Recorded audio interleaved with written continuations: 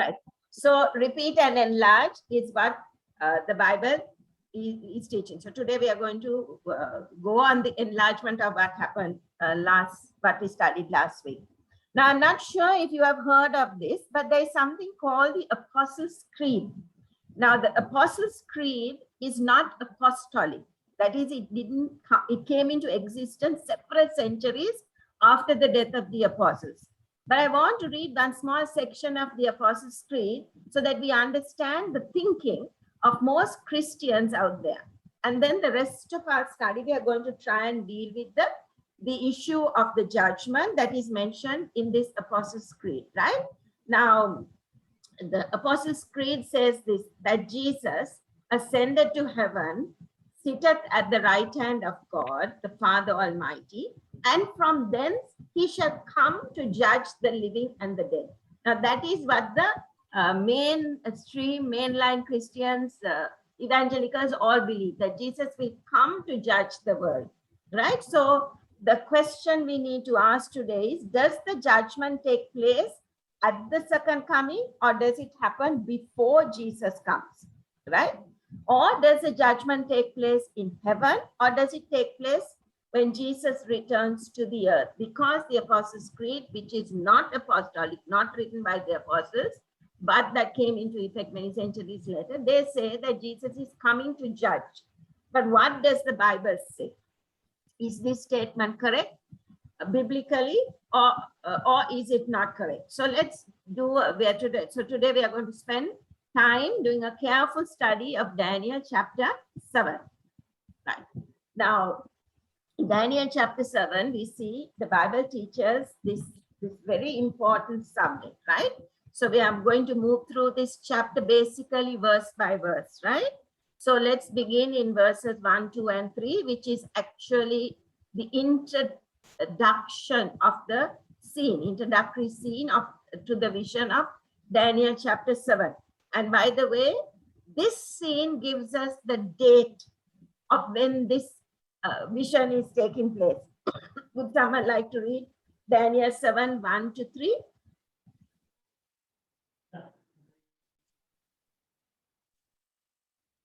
In the first year of Belshazzar, king of Babylon, Daniel had a dream and visions of his head while on his bed.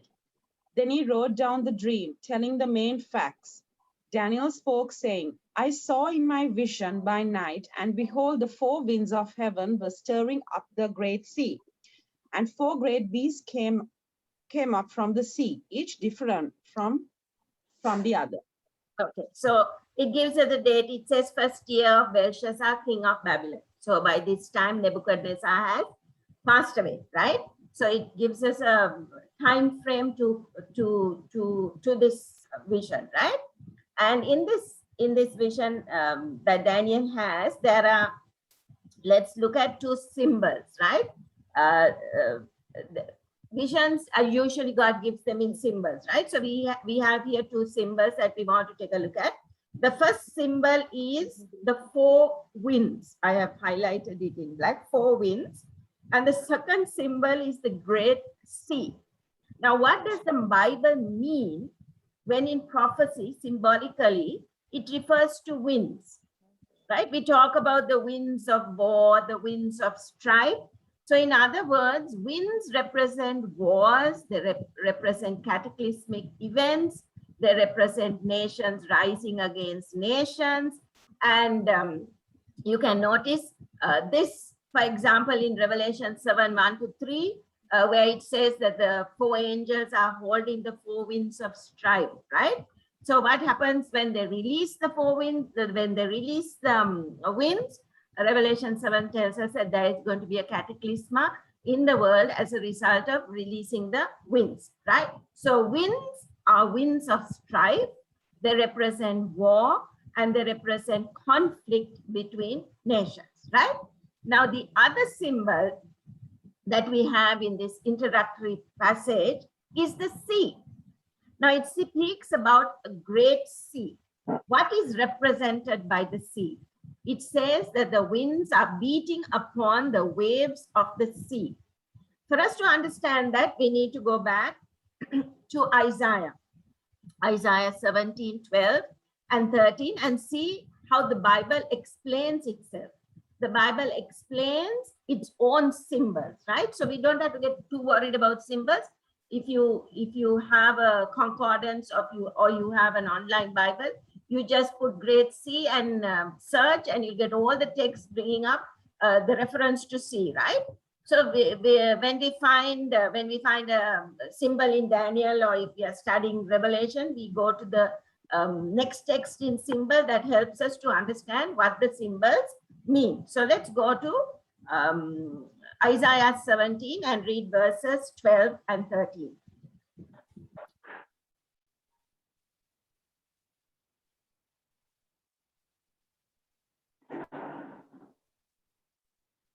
Woe to the multitude of many people who make a noise like the roar of the seas, and to the rushing of nations that make a rushing like the rushing of mighty waters.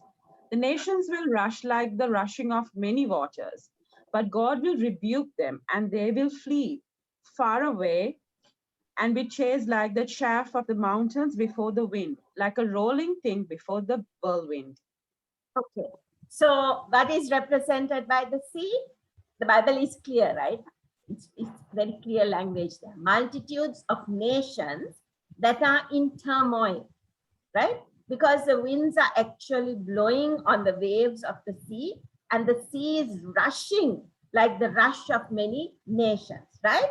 So the rushing of many waters represent nations or mighty nations that are in commotion, right? But notice the last part of that says, but when God rebukes them, they are like the chaff blown by the wind. In other words, all these mighty nations become like chaff. That is like, the chaff of the wheat when God rebukes them. So all the nations, Bible tells us very clearly, God controls all their affairs. God permits them, right? Nations cannot rise and do things without the approval of God. They think that they are managing a earthly business, but the Bible is very clear. It tells us that God is the one who is in control of the system, of all nations, right?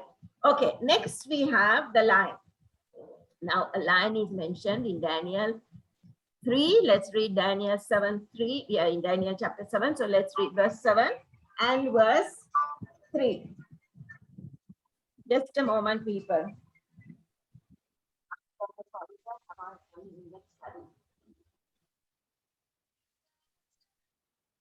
Oh, sorry. So Daniel 7, 3 to 4. And 4 great beasts came up from the sea, each different from the other. The first was like a lion and had eagle's wings. I watched till its wings were plucked off, and it was lifted up from the earth and made to stand on 2 feet like a man, and a man's heart was given to it. Okay, so let's unpack that. Thanks, Christina. Nice to hear you after a while. So let's notice let's notice the first beast is a lion, right? And the lion, the king, the first king or kingdom is likened to the lion, and the lion, as we know, is the king of the beast, right? And by winds, and he has wings. We are told he has wings. So this particular lion has wings of an eagle. Now we all know the lion is the king of the beast, but what does the lion represent? There is no doubt whatsoever that the lion represents the same thing as the gold in the head of the image that we studied last week. The lion represents the kingdom of Babylon. We know that not only because of the parallel with Daniel 2, repeat and enlarge, and it's a parallel to Daniel 7, but we also know it because at the entrance of all the gates in the ancient city of Babylon, of Nebuchadnezzar, there were sphinx that were lions, right? They had these huge carvings of lions. Furthermore, in Jeremiah 4:7, which we are not going to read today, but you can read Jeremiah 4:7. compares the Babylonian invasion of Judah as the attack of a lion. So scripture and history show that the lion is a symbol of Babylon. Now, what do wings? It's a strange creature. We know lions don't have wings, but this particular creature has wings. So what do the wings represent? Well, the wings represent speed or swiftness of conquest. But notice what happens to this lion. He continues saying, Daniel continues saying, in the second part of verse 4, I watched till its wings were plucked off, which means that it's no longer going to be a conquering power. It's no longer going to be swift in conquest. Now, Nebuchadnezzar was very swift in conquering the then known civilized world, but then the wings, that's what was represented by wings, but then the wings are plucked off. So his conquest ceases. And then it continued to say in that verse that it was lifted up from the earth and made to stand on 2 feet like a man, and a man's heart is given to it. What do you think a lion is like with a man's heart? Right? Have you ever heard of Richard the Lion-Hearted King of England? Right? Why was he called the Lion-Hearted? Because he was a king with a lot of courage. Right? Lion-Hearted king. Now I know I shouldn't be bringing this up, but as a good example, if you have ever watched the movie Wizard of Oz, what was the problem with the lion? He was looking for courage because he had lost his courage, right? So basically, this is telling us that at some point, this lion is going to cease swiftness of its conquering, and it is actually eventually going to fall because it's going to lose its courage, because it has the courage of a man's heart, right? And he loses his courage. So that is what Daniel is telling about this head of gold of this lion. Let's move on to the next one, Daniel 7:5.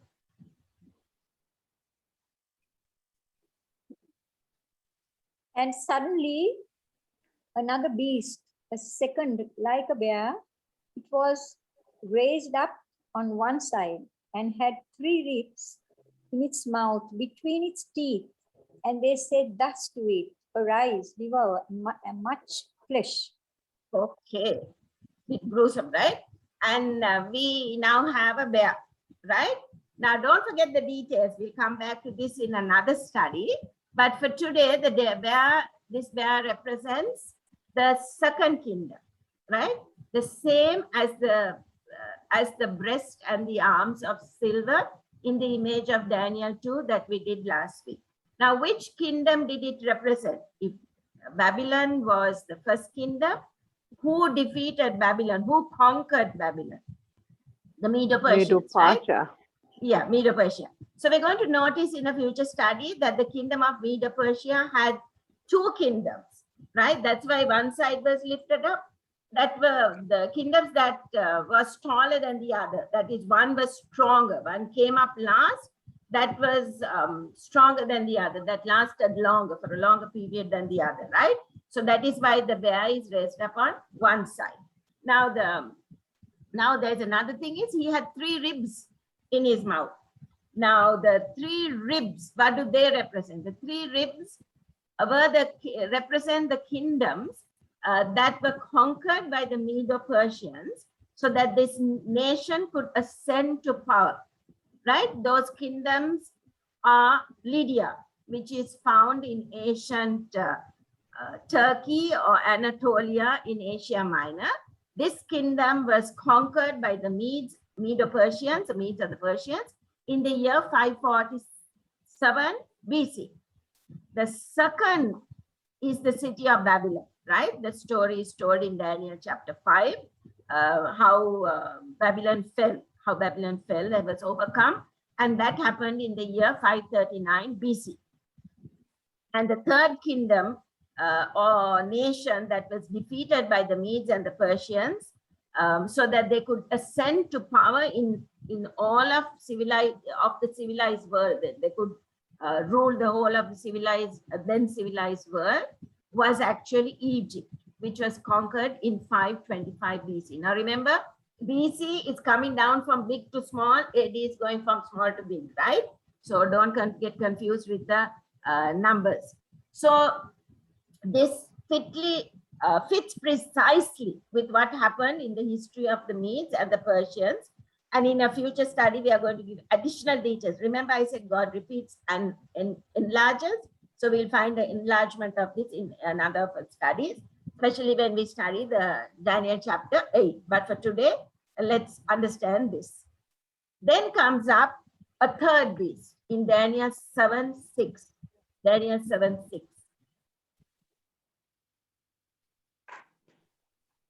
After this, I looked, and there was another like a leopard, which had on its back 4 wings of a bird. The beast also had 4 heads, and dominion was given to it. Now, is the leopard a swift animal? Yes, right? The cheetah is known to be the fastest animal on earth, right? So the leopard is a swift beast. And but this beast that Daniel sees, there is something else about this beast. Notice it says like a beast which had on its back 4 wings of a bird. Was this beast a lot swifter to conquer than the lion with the 2 wings? Absolutely, right? He had 4. So his swiftness would have been far greater. So this beast, if we look at Daniel 2, we found Babylon, Medo-Persia, and then came Greece, right? So this beast represents the kingdom of Greece. And who was the first king of the kingdom of Greece? Alexander the Great. Yes, we will study about Alexander again in a later study, but for today, the first king was very famous. He was known as Alexander the Great. Now, Alexander the Great was a very young king. He was in his 20s, right? And early 30s when he died. Do you know how long it took Alexander the Great to conquer all of the Far East from Egypt all the way down to the Indus Valley in India? He conquered India also, right? It took Alexander a period of only 3 years to conquer the known world of that time. Right? The others took a little time, but Alexander did it in a matter of 3 years. I would say that was rather swift, right? So notice it had 4 wings of a bird. When we study Daniel chapter 8, we are going to notice that another symbol is given to represent Greece, and that symbol is a goat. Now, the Bible says that the goat is going to be so fast, so swift, so fast, that it doesn't even touch the ground. That's another way of saying that this was a nation that swiftly conquered everything that it found in its way, right? Then notice the last part of the verse says the beast had 4 heads and dominion was given to it. We'll discuss that further, like I said, when we studied Daniel chapter 8. But the kingdom of Greece, when Alexander the Great died, was divided into precisely 4 permanent kingdoms. That is until Rome came and overcame Babylon, until Rome came and conquered Babylon. So these 4 heads on the leopard represent the 4 divisions of the kingdom of Greece after the death of Alexander, because Alexander didn't have an heir to give his kingdom to. He died without having children, right? Now, remember, I mentioned last week that we don't have to guess at these 3 kingdoms. We don't even have to go to history books, because the book of Daniel itself tells us who they are.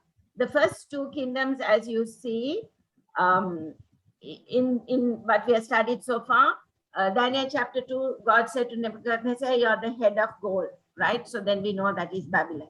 And then after him would arise another kingdom, which we identified as the Medes and the Persians. They are mentioned in Daniel chapter 5. The Medes and the Persians are mentioned in Daniel chapter 5, conquering Babylon, right? So then we know the second one is Medo-Persia. The third kingdom, Daniel 8 refers to it by name. In Daniel chapter 8, they call God gives the vision and calls gives it a name. God calls it Greece. So there is no doubt whatsoever what the lion, the bear, and the leopard represent, because the book of Daniel itself tells us what these beasts represent, right? So Daniel 2 identifies Babylon. Daniel 5 gives the name for Medo-Persia, and Daniel 8 provides the name for the third kingdom, Greece. So we don't have to go to history. If we study the book of Daniel itself, we understand this. Now let's go to the next. Let's notice that the fourth beast is found in Daniel 7 verse 7. Remember the legs of iron? This is parallel to the legs of iron. Listen very carefully as we read Daniel chapter 7 verse 7.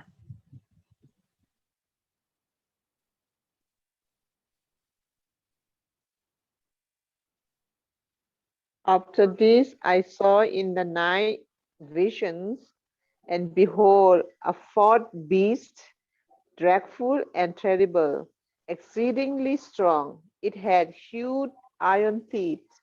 It was devouring, breaking in pieces, and trampling the residue its feet. Quite a nasty beast, right? It's known as the non-descriptive beast because there is no beast on earth to describe him, right? So the iron teeth, you have iron teeth, and we have the legs of iron. Remember, this is the reason why the great historian of the Roman Empire, historian Edward Gibbon, who wrote the famous series of historical books, The Decline and Fall of the Roman Empire, called the Roman Empire the Iron Monarchy of Rome. And everything, their crosses are of iron, right? Their crosses were iron. So if you could see the way the Roman armies conquered other nations, this is literally true. History tells us that.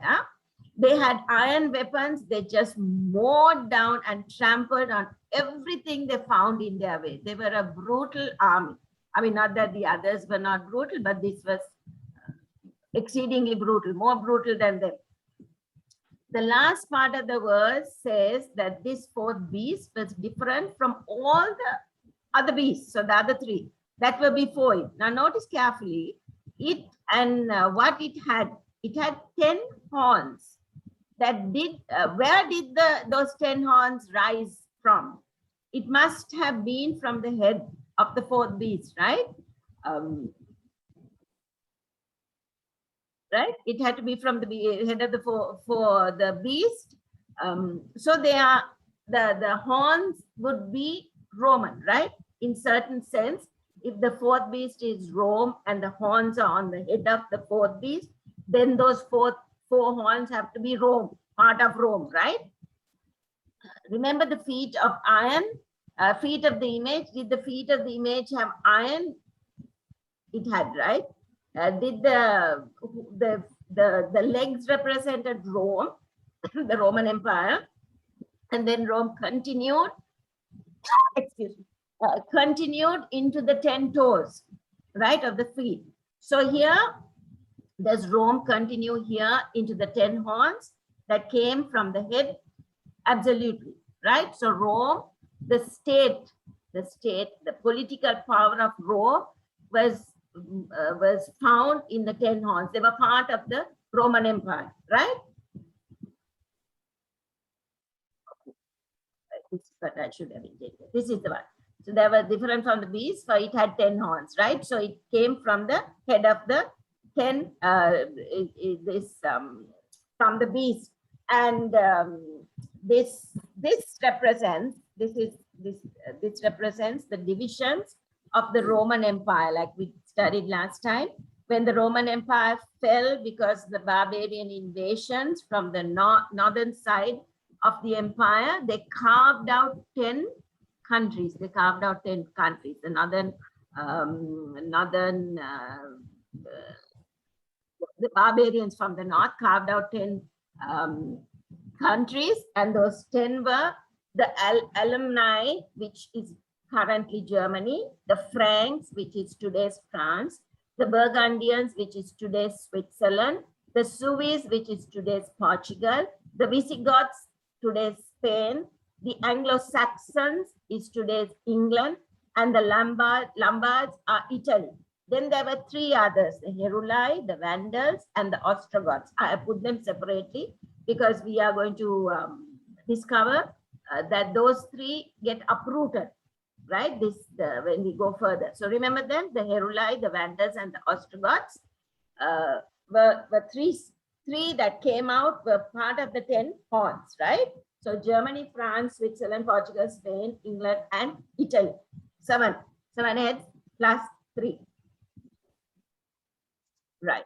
Now, Jerome was a historian who lived in the 4th century, and he had this to say. So he was an eyewitness historian of the time about the breakup of the Roman Empire, right? Since he lived at the same time, we can take it as accurate. Let's read the statement that was written by Jerome, who, like I said, who lived during that time. Jerome is the one who translated the Vulgate, which is the Latin version of the Bible. He was a great scholar in Greek and in Hebrew, and he could see what was happening in the Roman Empire in the 4th century. Notice what he had to say. Someone likes to read that? Moreover, the fourth kingdom, which plainly pertains to the Romans, is the iron which breaks in pieces and subdues all things. But its feet and toes are partly of iron and partly of clay, which at this time is most plainly attested. For just as in its beginning, nothing was stronger and more unyielding than the Roman Empire, so at the end of its affairs, nothing is weaker. Okay. Was this being, remember we last week we spent a lot of time to identify the clay, right? We identified clay in the Old Testament and in the New Testament as God's church. So the toes had iron and miry clay. So miry clay means an apostate. It wasn't clean clay. Apostate church, right? We clarified that from the Bible itself, right? So now in this it says, was this being fulfilled in the days of Jerome? This carving out? Yes. In fact, all of the church fathers believe that you remember that it, now believe this. Remember I don't know whether we have studied, I don't think we have studied 2 Thessalonians chapter 2, but in 2 Thessalonians chapter 2, it's a very important chapter because it very clearly identifies the Antichrist, which we will find out is the little horn or the papacy. Papacy means joining of state and church, right? That is what papacy means. So 2 Thessalonians chapter 2, the Apostle Paul speaks about the power that was holding back the manifestation of the man of sin. The man of sin is the Antichrist, right? All of the church fathers believe that the one that was holding back, or as it says in the King James Version, say, withholding means to hold back this Antichrist from manifesting, from appearing, from coming up himself, was the continued existence of the Roman Empire. So the Roman Empire, when the Roman emperors were ruling, the little horn had no power, right? And they believed that when the Roman Empire was taken away, out of the way, the Antichrist was revealed, will be revealed, right? And Jerome understood this very, very clearly. That's why he says this, right? So he says that the Roman Empire was weaker, though it was iron, it was weaker at its end, right? Now, the little horn, very interesting chapter. Let's go to Daniel 7:8 because we have the 10 horns, just like we had the 10 toes with iron in them. But then in the feet, we studied that last week that the feet had the added component of clay. Clay and iron don't mix, right?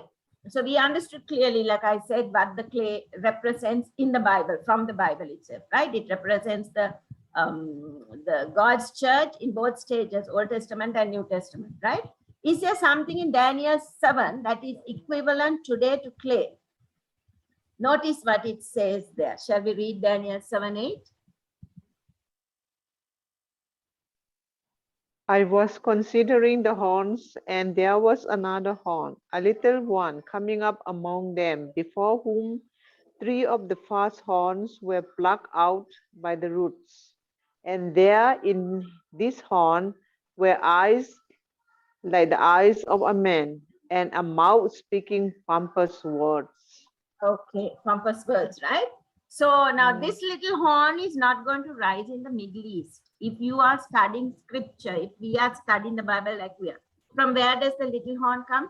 It comes from Europe. It comes from the head of Rome, right? He comes from the head of Rome. And Rome is situated in the Western Europe, Western Roman Empire, right? So the little horn arises in the Western Roman Empire. That is clear. That is very clear in when you read scripture. Now, what does plucked out by the roots mean? What does plucked out by the root mean? It means that once they were plucked out, they would cease to exist. When you remove it from a root, the tree is dead, right? History proves that this is exactly what happened, right? You see, there were remember those three kingdoms? I showed you the blue kingdoms in that graphic. The three of those kingdoms, of the 10 horns or kingdoms on the head of Rome, were Aryans. Now, in other words, Aryans were people who believed that Jesus was a created being. And as a result, the Bishop of Rome, who is the Pope, another name for the Pope, influenced the power of the Roman state. As always, they use the state to do their fighting, right? The state to fight against these three kingdoms, to eradicate them, and they were eradicated. Eradicated means they are not to be found, right? So we find first in 497 the Heruli.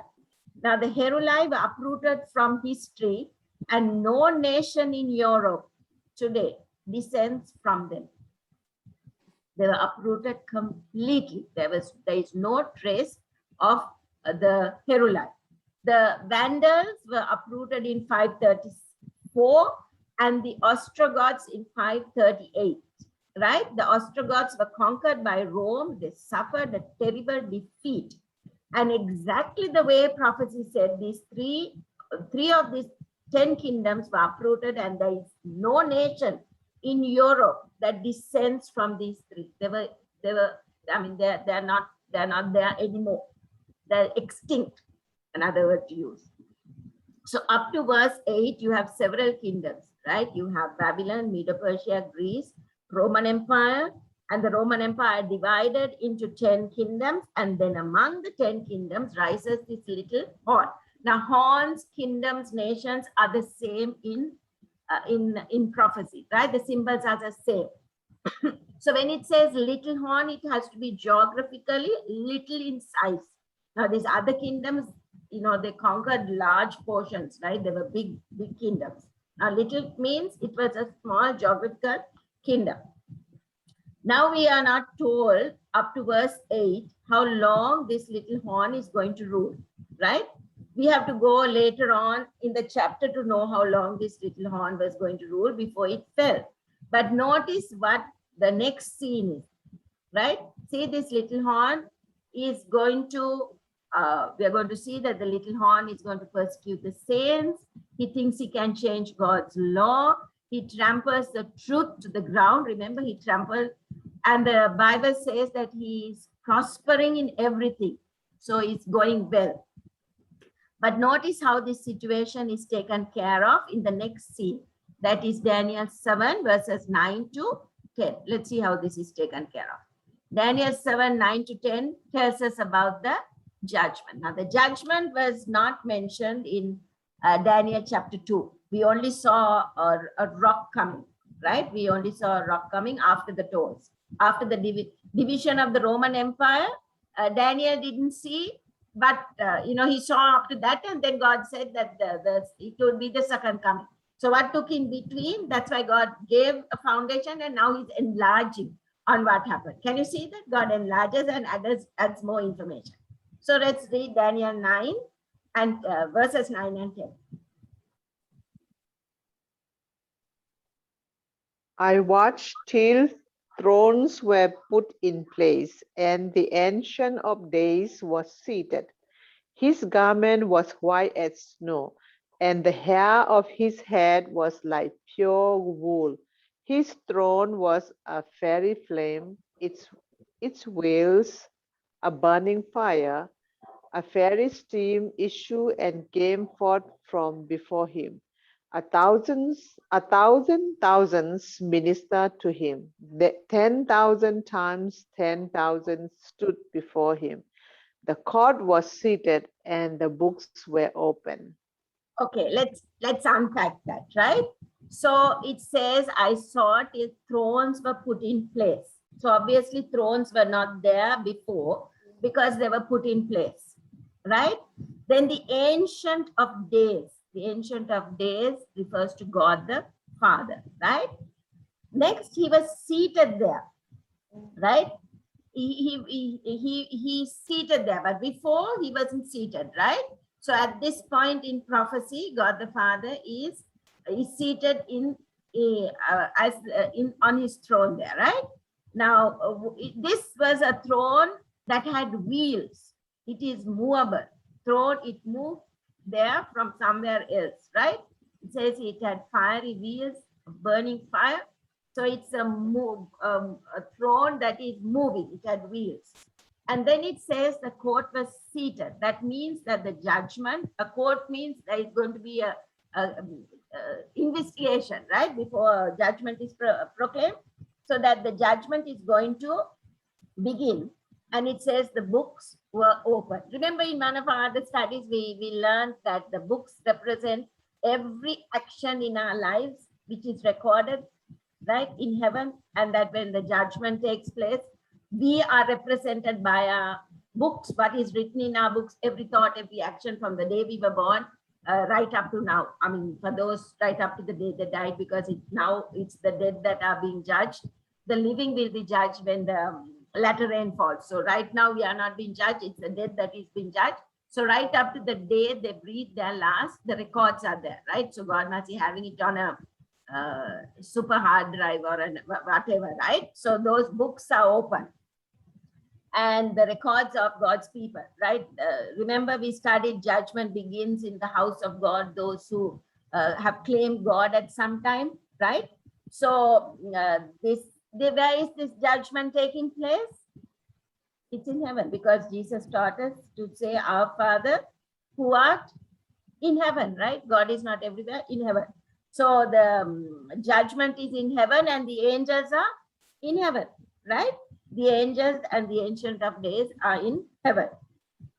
So this judgment is taking place in heaven. Be very, very clear about this, because many people say that Jesus is going to come and judgment is going to take place at his second coming. No, judgment is taking place in heaven before he comes, right? Is that clear from the Bible?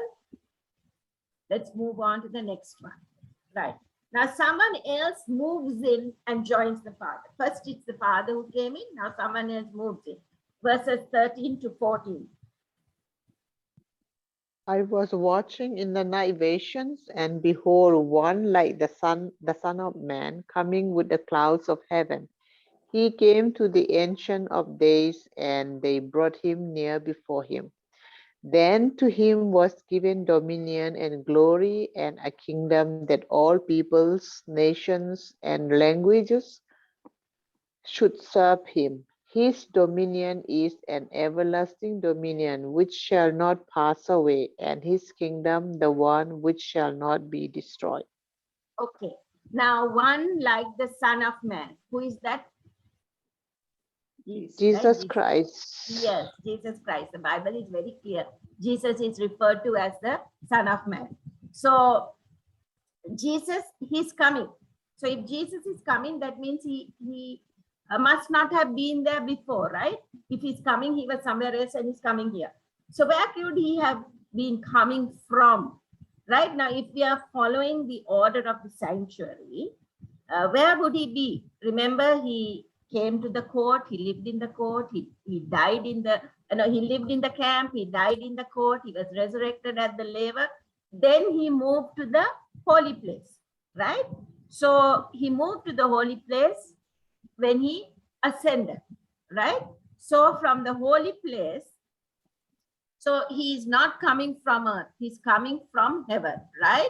From the holy place, because that is where he was ministering since he ascended to heaven, he went into the holy place to minister, like we studied the 3 articles in the holy place. So it says he moved from the holy place, and then in the sanctuary, which is the next place that you move to. If you're moving forward, you're going from east to west, right? Right? Prophecy also goes from east to west. So he has to move to the most holy place, right? So Jesus is moving into the most holy place. Remember the sanctuary geography we did? Now, what are the clouds of heaven, right? In Psalms, I think it's 146 and Psalms 48, it tells us that God's chariots are the clouds are his chariots, and the chariots are angels, right? So angels are, Clouds are the angels. yes, the clouds are the angels. The clouds are God's chariots, and the chariots are angels, right? Psalms explains that. So the angels are coming to where the Ancient of Days is, which is in the Ancient of Days wasn't in the most holy place. Ancient of Days came in a throne that had wheels. He came there, and then Jesus is brought by the angels, right? So Jesus is going, that verse says Jesus is going to where the Father is, going to perform a work of judgment, right? Notice that he goes there because something is going to be given to him, because the kingdom is going to be taken away from the little horn, and it is going to be given to him. So during the judgment, the kingdom that the little horn power has is going to be taken away from him, and it's going to be given to Jesus. Now, do you remember in our last week that it came, what came after the 10 toes of iron and clay? Remember that gigantic rock that hit the image, and the stone became a mountain that filled the earth? That is Christ's everlasting kingdom, right? So this is the climax of Daniel chapter 2, as well, which shall not pass away, his kingdom, right? So it means that Jesus is second coming, and he's going to get his kingdom, which is his bride, which is his church, faithful church on earth, right? So the climax was the kingdom that Jesus will establish, which will never be destroyed. So now, does the judgment begin after the little horn performs his work? Yes, because after the toes, right? After the toes, only the stone comes in. So it is after the little horn performs his work. And do we have any broken sequence here? We have an unbroken sequence, right? So we have Babylon, then we have Medo-Persia, immediately followed by Greece, then we have Rome, then we have divided Rome, and then we have the little horn, and then we have the judgment. So prophecy moves, flows. There are no breaks, there are no parentheses, there are no gaps. It moves, it flows. That's what we need to see now. We still don't know how long the little horn rules at this point, right? In this vision, we are not told that. That will be told subsequently. Okay. Now, Daniel was grieved when he saw this, because by this vision, because he didn't understand it, and asked Gabriel to explain the vision to him. Then Gabriel gives him a brief explanation. A large explanation is given later on. Daniel gives him brief, because I think Daniel couldn't have comprehended it all at once. So God gave it to him in a brief explanation. So let's read verse 15 to 18.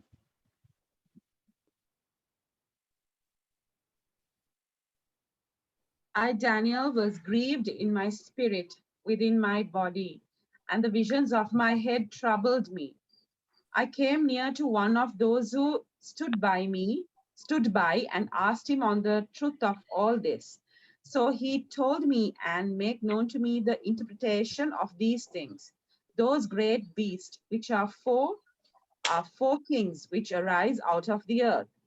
But the saints of the Most High shall receive the kingdom and possess the kingdom forever, even forever and ever.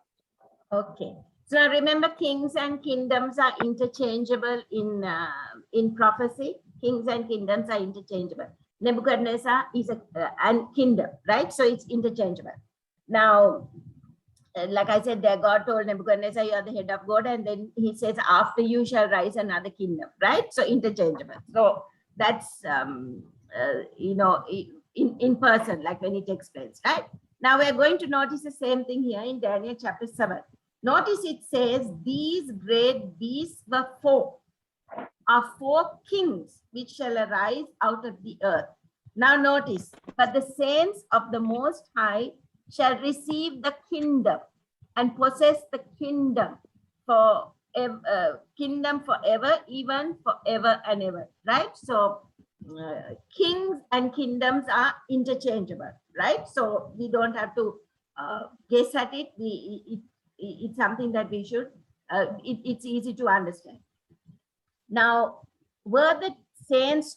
how were the saints treated during the period of the dominion of the little horn? The Bible says that they were trampled upon, they were persecuted unjustly.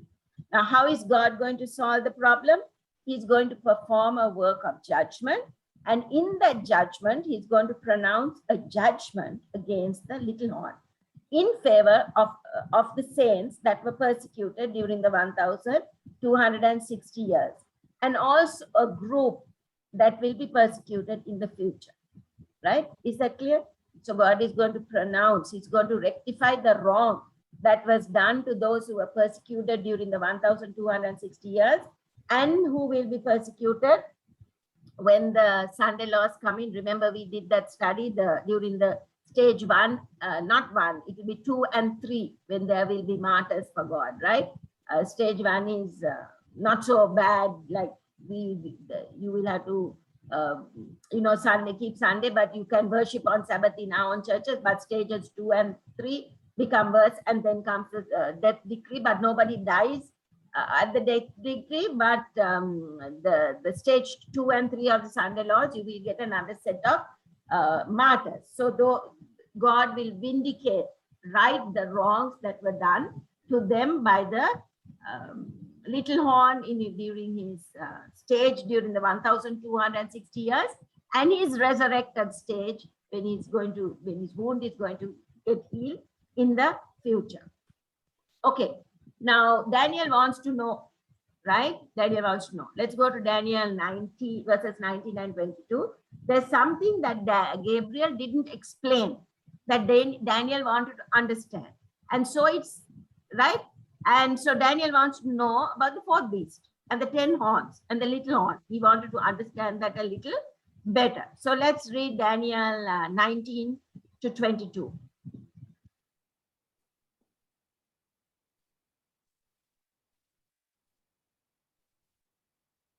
Then I wished to know the truth about the fourth beast, which was different from all the others, exceedingly dreadful, with its teeth of iron and its nails of bronze, which broke in pieces and pulled the residue with its feet, and the 10 horns that were on its head, and the other horn which came up, before which 3 fell, namely, that horn which had eyes and a mouth which spoke pompous words, whose appearance was greater than his fellows. I was watching, and the same horn was making war against the saints, and prevailing against them, until the Ancient of Days came, and a judgment was made in favor of the saints of the Most High. And the time came for the saints to possess the kingdom. Okay, so the little horn is making war against the saints, and he's prevailing against them, right? Now, was that just? Was that fair? Right? No. Did the saints do wrong? No. Right? So did things have to be rectified? Yes. And God rectifies the wrong that was done in the judgment. That is what verse 21 tells us. Then in verse 22, the Ancient of Days comes, and he was seated and the books were open, and the judgment is going to begin to rectify the wrong decisions that were made on earth, right? And God is going to vindicate the saints and condemn the little horn for the injustices and the nasty things that he did to them, for the persecution, right? Now notice that the first verdict is notice the first verdict is given, and then it says that the time came for the saints to possess the kingdom. Is there a difference between when the verdict is given and when the verdict is implemented? Absolutely. The verdict is given in heaven, but it is implemented. It's implemented at another time, right? How do we know this? Because it says here the judgment was made in favor of the saints of the Most High. So the judgment, the final verdict at the judgment is given in favor of the saints, right, who were persecuted. Now this takes place in heaven. Remember, this is taking place in heaven before the Ancient of Days and where the Son of Man is. Then it says the time came. So it has to be after, right? So for the saints to possess the kingdom. Now the question is, when in the world today is the sentence ever executed the same day that the sentence is pronounced? It isn't, right? There is given a time in any judicial court in this world today. There is given a time before the verdict is implemented, right? Before the sentence is pronounced. The judgment is given. If you have a jury, the jury comes up with their thing. If it's a judge, the judge comes up with his verdict, but the sentence is pronounced or implemented at a later date, right? Giving the at a later date. So do you suppose God is going to do an investigative judgment in heaven before Jesus comes to execute the judgment and give the reward? Because when Jesus comes, he's going to execute the judgment, right? He's also going to execute the verdict. He's going to execute the sentence, all right? Because when Jesus comes, he brings with him his reward, which means that he must have determined before what the reward would be and who would be rewarded. Is that clear? So you have the judgment is taking place in heaven, the verdict is given, but it is implemented when Jesus comes the second time, right? Be very clear, because there's a lot of confusion in the outside world as well as even within our church, right? Many people don't understand this, right? Now, Gabriel gives Daniel a full explanation, right? In verses 23 to 25. Daniel said, I want to know about the fourth beast. I want to know about the 10 horns. I want to know the little horn. And he says, Gabriel, all you told me was that these 4 beasts represent 4 kingdoms. Now come, I want to know more than that, so that we find Gabriel giving him a fuller explanation of the 4th beast, the 10 horns and the little horn. So let's read that in verses 23 to 25.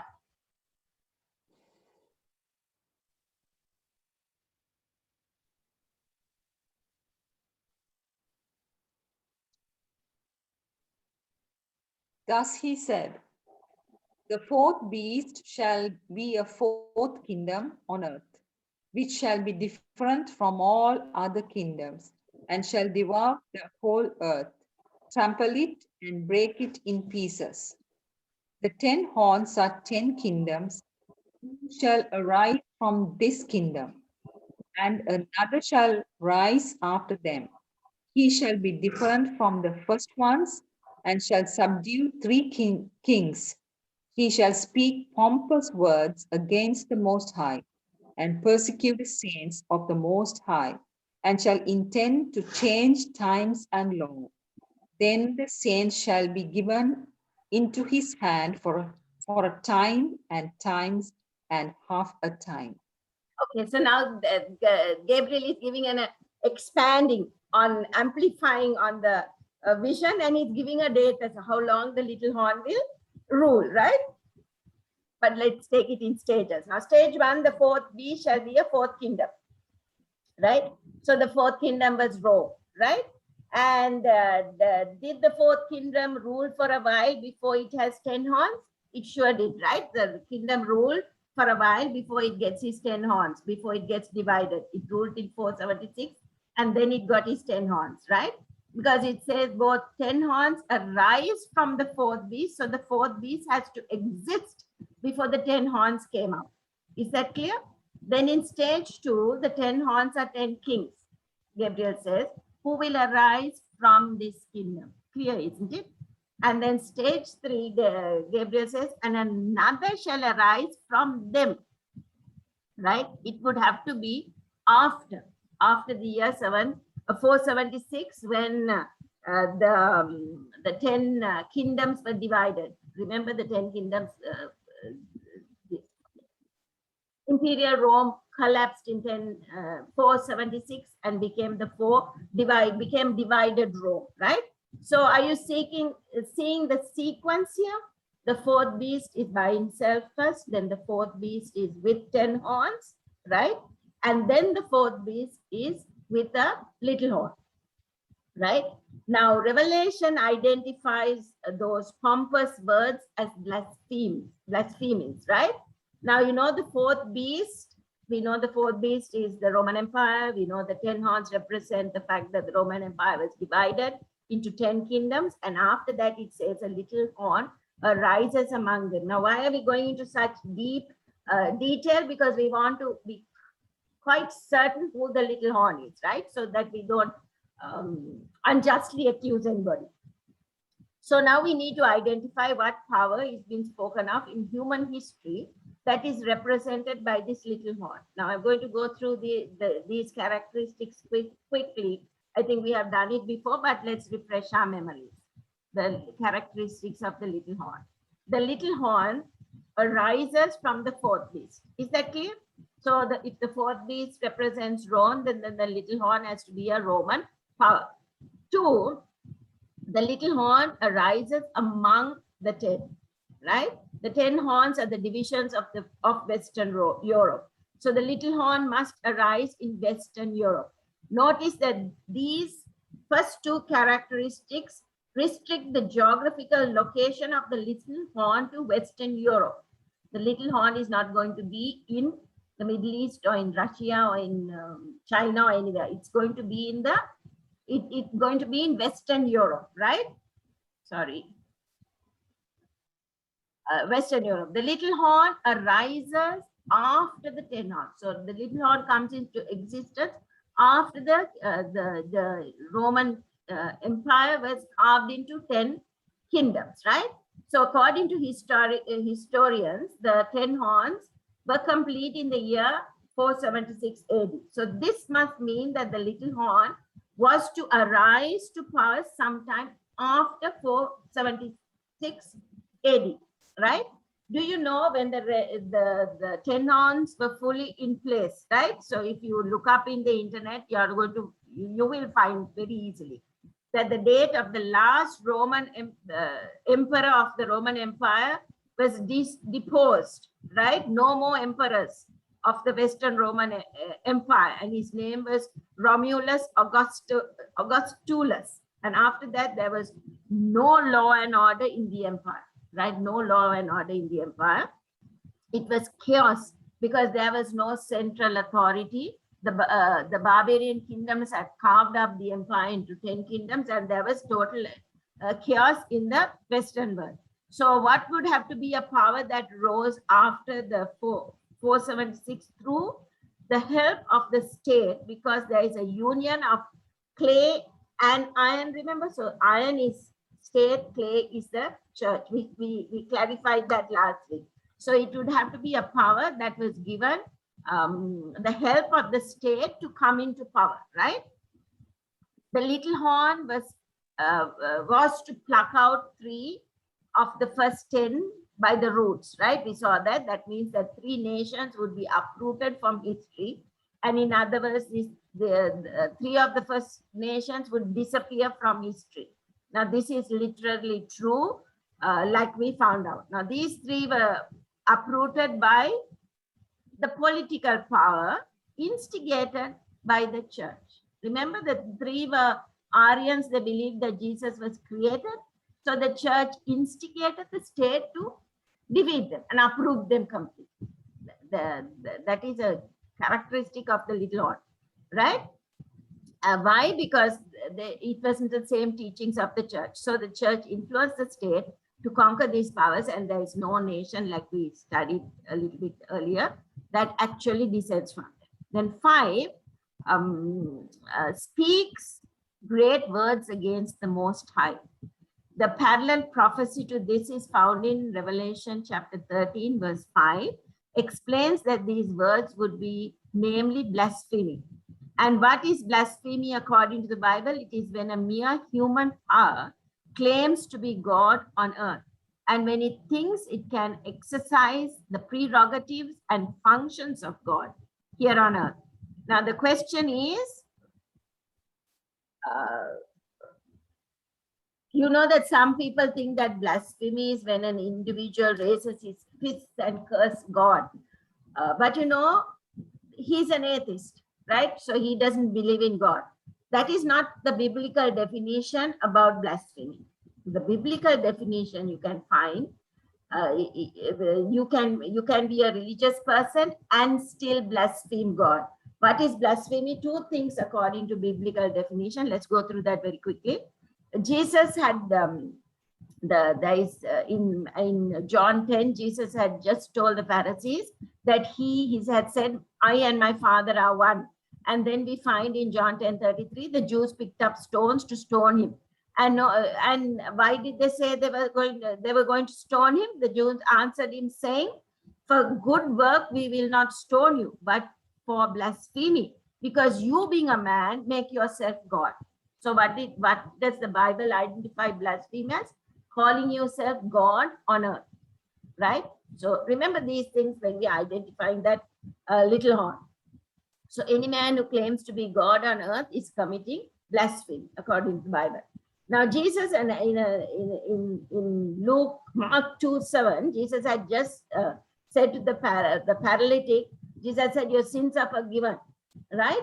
And then the Jews got mad again. And notice what they said. Why does this man speak blasphemies like this? Who can forgive sin but God alone, right? So it would have to be a power who claims to have claims to be the God's representative here on earth, and who claims to have the power to forgive sin. Now, just today in my study, I thought I should add it to this, but I don't think we have time. But let me just say, who is God's representative on earth, actual representative on earth today? It's the Holy Spirit. It's the Holy Spirit. He said, I will send you my representative. It's the Holy Spirit. So where is the Holy Spirit? The Holy Spirit is in heaven. He is in heaven, but he is represented here on earth. But the other way around, the Pope says, the papacy says that they are God's representative on earth, visual, can be seen. And the unseen is in heaven. So they have changed it around, right? So that is just beside what we are studying today. We will study that in maybe some other time. So are you catching the picture of what this power is? There is no doubt whatsoever we are talking about the Roman Catholic papacy. Now we are not talking about we are talking about the papacy. Papacy means very clearly union of state and church. That is what papacy means, right? And this idea of saying they can forgive sins and that the Pope is God's representative on earth is only my friends, the tip of the iceberg. Because let me mention some other things that show that the papacy claims that they have God's representation on earth. They're God's representatives on earth. The papacy, does it claim to have the right to set up and remove kings? Just look at the history of the Middle Ages. When they got the King of France to kneel in snow, they really, just read the history of the Middle Ages. They say they have a right to put kings and to remove kings. What does that, who does that prerogative belong to? When, as we studied in Daniel 2, according to scripture, it belongs to God and God only, right? This power encourages people to bow down before its leader, before a mere man. Now, even an angel, when John in Revelation fell before the angel Gabriel, the Gabriel told him, "No, I'm just like you, a brethren," right? He said, "Don't bow down to me." So this man, we bow down only to God, but this man demands that anyone who comes into his presence should bow down. this person on earth encourages people to call him Holy Father. Now, when Jesus said that there is only one you could call Father, he's not talking about our earthly father, right? He's talking about our spiritual father. And that only father we can call is God the Father, right? And yet this individual claims to have the right to be called Holy Father, right? And even when you call the priest father, that is not what we should be doing. That is why our ministers are called pastors. They are shepherds of the flock. Now, during the Middle Ages, he claimed to have the right to execute the death penalty. Who is the only one who could have the right to do that? God, who is the giver of life. He claims to have changed God's laws. Who would be the only one who could change God's law? God himself, right? He claims to be the supreme judge in things here on earth. Who is the judge? Only God. This is a power that claims to have the infallible ability to teach in faith and morals. They claim that the Pope is infallible. The Bible says that only one is infallible, and that is God, right? But we found that in First Peter. It's found in First Peter. So just saying that he is God on earth and claiming to have the powers to forgive sin is only the tip of the iceberg. I have just put very briefly what some of the things that they do, right? There are all types of other characteristics that show that this power blasphemes against God. Now 6, moving down very quickly. The little horn has to be a persecuting power against God's people, because Daniel 7:21 tells it, and it is repeated in 25, right? So it persecutes through the mechanisms such as the Inquisition. Have you ever heard of the Holy Office of the Inquisition? Actually, there was nothing holy about it. They just mowed down people.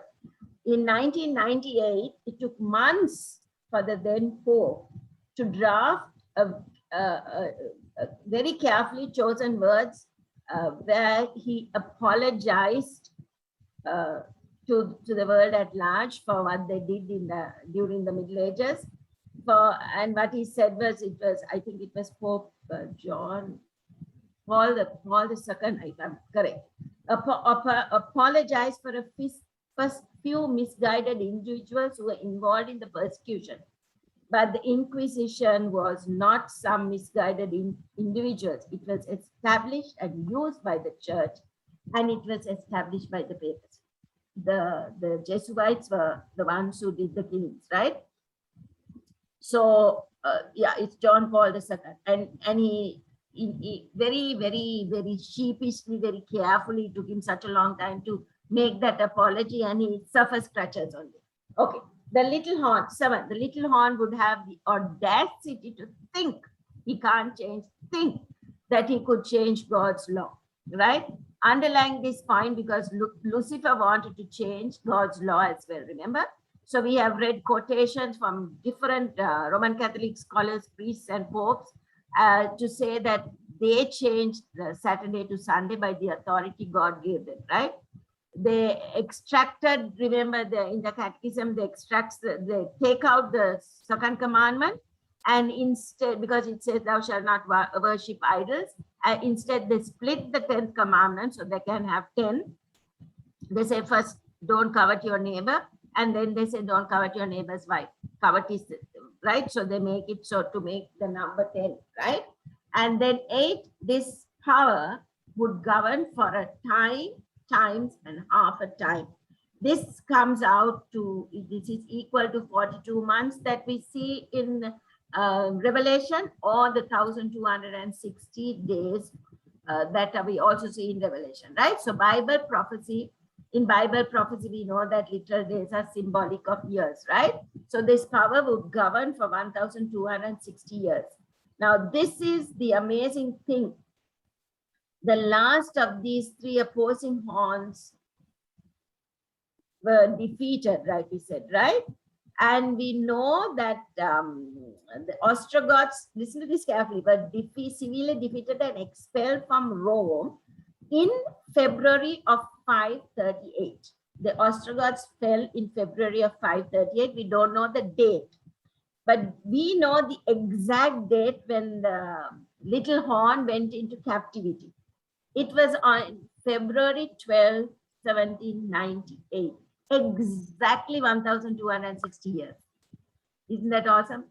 When Napoleon's general Berthier entered Rome and they arrested Pope, and he was disposed and taken captive to France, where he died in exile, right? And then immediately after that, every nation in Europe began withdrawing their support from the papacy. None of them raised one finger to help the papacy when the deadly wound was given during that time, right? So during the Middle Ages, all the nations had arisen to defend papacy, but now none of them wanted anything to do with the papacy.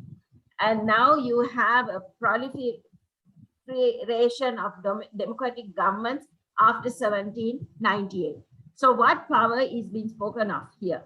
This power is no doubt the Roman Catholic papacy. Let's quickly go on to the next one.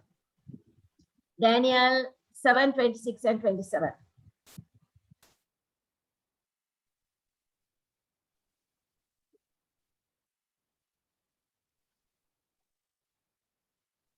But the court shall be seated, and they shall take away his dominion, to consume and destroy it forever. Then the kingdom and dominion and the greatness of the kingdoms under the whole heaven shall be given to the people, the saints of the Most High. His kingdom is an everlasting kingdom, and all dominions shall serve and obey him. Okay, so now after that, Gabriel telling of this deplorable work the little horn was going to do, we find the tables are going to be turned and a verdict is going to be pronounced in heaven. But the verdict is actually implemented when Jesus establishes his kingdom and he gives it to the saints of the Most High when he comes to second hand, right? Now let's quickly look at this from the perspective of Revelation 12, 1 to 5. Can someone read that quickly so we can move on? Now a great sign appeared in heaven, a woman clothed with the sun, with the moon under her feet, and on her head a garland of 12 stars. Then began with child. She cried out in labor and in pain to give birth. And another sign appeared in heaven. Behold, a great fiery red dragon, having 7 heads and 10 horns, and 7 diadems of his heads. His tail drew a third of the stars of heaven and threw them to the earth. And the dragon stood before the woman, who was ready to give birth, to devour her child as soon as it was born. She bore a male child, who was to rule all nations with a rod of iron. And her child was caught up to God and his throne. Next. So clearly, clearly the 10-horned dragon represents the Roman Empire, right? Do we have a dragon-like beast in Daniel 7? Yes. Now this is Revelation, and that dragon-like beast first doesn't have horns, and then horns come on it. So who was the child? We have done this before, so we'll go through this fast. Jesus, right? Did the devil stand by Mary when she was going to give birth? Of course not, right? How did the devil accomplish that? The devil seek to accomplish this, his purpose, by using the ruler of the Roman Empire at that time, who was Herod. Remember, Herod killed all male children 2 years and below, right? So that is how Satan accomplishes. He accomplishes his purpose through his to his emissaries here on earth, right? So in this passage, we have the birth of Jesus and his ascension, and the empire that is ruling during that time is the Roman Empire. And so it's very clear that the dragon beast represents Rome through his agents here on earth, which was the 4th beast. Dragon is the main dragon, original dragon is Satan, right? Satan uses his people here on earth. Okay. Now Matthew 2:16 to 17 tells us how the devil tried to kill Jesus. So can we read that so that we understand that it was the devil working through the state at that time who tried to kill Jesus? Matthew 2:16 to 17. Then Herod, when he saw that he was deceived by the wise man, was exceedingly angry, and he sent forth and put to death all the male children who were in Bethlehem and in all its districts, from 2 years old and under, according to the time which he had determined from the wise men. Okay, so Satan uses the state to accomplish his work, right? Now, Revelation 13, 1 to 2, this gives us the historical reference point with Daniel 7. So that's why, you know, Daniel 7 and Revelation 13 are two parallel chapters. Someone likes to read that? Then I stood on the sand of the sea, and I saw a beast rising up out of the sea, having 7 heads and 10 horns, and on his horns 10 crowns, and on his heads a blasphemous name. Now the beast which I saw was like a leopard. His feet were like the feet of a bear, and his mouth like the mouth of a lion. The dragon gave him his power, his throne, and great authority. Okay. When you look at this, what do you see in this? In Daniel chapter 7, we see very clearly lion, bear, leopard, dragon. But in Revelation chapter 13, which is a parallel, we see chapter 7, it's dragon, leopard, bear, lion. Now, why is that? Has it ever occurred to you? Has anyone ever asked you that? The simple reason is Daniel is living in the time of the lion, so he's looking forward. John is living in the time of the dragon, the beast, the dragon beast, and so he's looking backwards. Now, this is a very important reference point. Don't get confused. Daniel is looking forward because he is in Babylon at the time. John is in Rome, in Imperial Rome, and he's looking backwards, right? Many people get confused with this. The beast is the same as the little horn, right? Of Revelation 13. The beast and the little horn are the same, right? The same actions and same period as the little horn. Let's read Revelation 13, 5 to 7 to establish this, that it's the same period, and the horn and the beast are the same. Little horn of Daniel and the beast of Revelation 13 are the same, what is it? Well, same kingdom, right? Same power. That's what I'm looking for. Can someone read that? And he was given a mouth speaking great things and blasphemies. And he was given authority to continue for 42 months. It was granted to him to make war with the saints and to overcome them. And authority was given him over every tribe, tongue, and nation. Okay, so is it clear? Now in this it says 42 months. And in Daniel, it says 1,000 times and half a time. It says 1,260 days. But if you take 42 and multiply it by 30, you get the same number, 1,260 days, right? So it's explaining the same period, right? It's a different way of putting it. Now, I want you to know something that we will introduce in next week's study. In Revelation 6, we are not going to comment on it today, but I want to speak on it. Revelation 6, we will be dealing with this aspect of the little horn or beast in next week, right? The characteristics of the little horn, he says, then he opened his mouth in blasphemy against God, to blaspheme God's name, his tabernacle, and those who dwell in heaven. So next week we will do that. For today, I'm just putting it out to you. Now, final. Let's go to Revelation 14, 6 and 7. We have already found the lion, the bear, the leopard, and the dragon, the 10 horns and the beast that rules for 42 months or 1,260 years. And then there would be a judgment, right? After the 1,260 years. So let's read Revelation 14, 6. Then the judgment is going to take place. Then I saw another angel flying in the midst of heaven, having the everlasting gospel to preach to those who dwell on the earth. Aren't you lost the text? You did? Now? Can you see? All right, okay. Then I saw another angel flying in the midst of heaven, having the everlasting gospel to preach to those who dwell on the earth, to every nation, tribe, tongue, and people, saying with a loud voice, Fear God and give glory to him, for the hour of his judgment has come, and worship him who made heaven and earth, the sea, and the springs of water. Okay, so now first the hour of God's judgment arrives while the everlasting gospel is being preached, right? Remember we read that Apostles' Creed, they say when Jesus comes, he's going to bring judgment. So, but the Bible is clear, it tells us the everlasting gospel is being preached when God's judgment arrives, right?